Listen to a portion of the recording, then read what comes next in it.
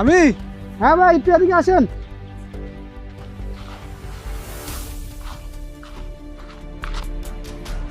জি ভাই বলেন।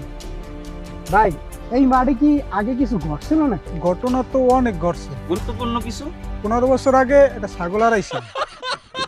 আরে ওইটা না রে ভাই। ও, তাইলে আপনারা রফিকের কথা কইতে আছেন? 8 বছর আগে রফিক নামের একটা ফুলা হারায় গেছে। কেন? শুনছিলাম কিছু একটা দেখছিল। ভাই, আমি এখন যাই। আপনার গলায় ফা ফেসাল ফোড়ার মতো সময় আমার নাই, আমার কাম আছে অনেক। এইভাবে হবে না, বুঝছস? চল। তদন্ত আরো কঠিন ভাবে করতে হবে। চল।